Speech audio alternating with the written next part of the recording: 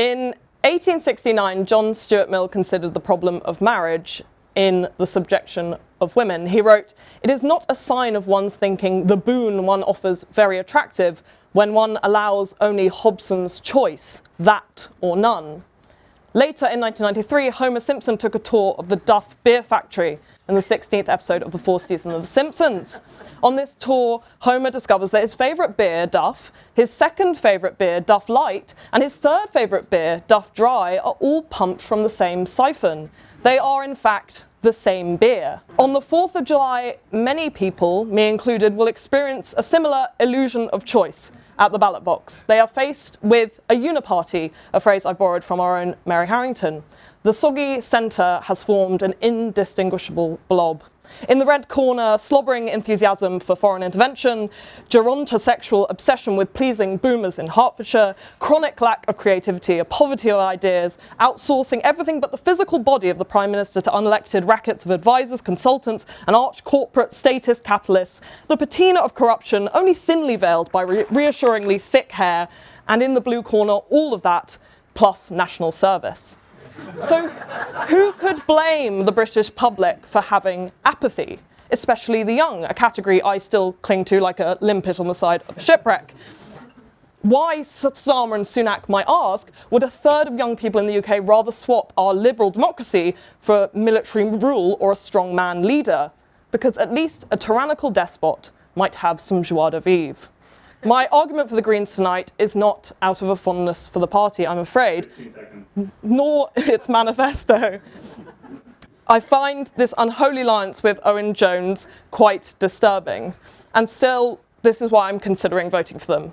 I've merrily voted for Labour all of my life, but not all Labour parties were born equal. In this job, I have a privilege of spending time with many people who do not share my politics. I've witnessed up close the so-called realignment happen in real time. But I'm afraid while we were busy realigning and talking about transvestites, something else was happening. Parents couldn't feed their children, rivers filled with chemicals, and people are dying waiting to see a doctor. The anti-woke left and the right just simply isn't up to the task.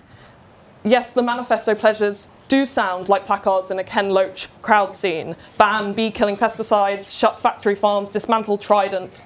But I have to grit my teeth and bear it, because I actually want to represent something that remains of an old left in this country. That's an anti-war left, a left that respects the right to protest, a left that respects dignity of the common person.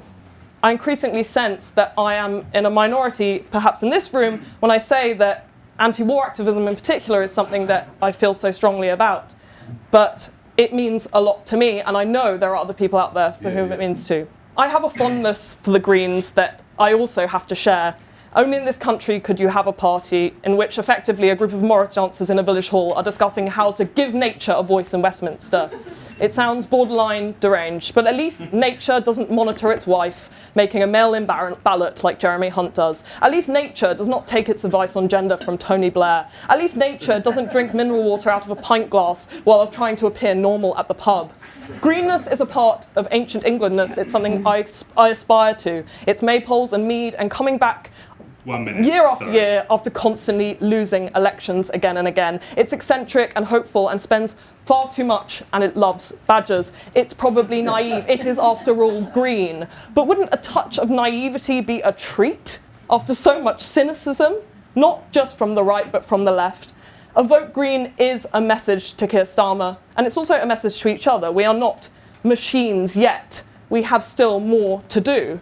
I note that Peter's natural contrarianism on this evening at least is tempered by some pragmatism. Mine, however, knows no bounds.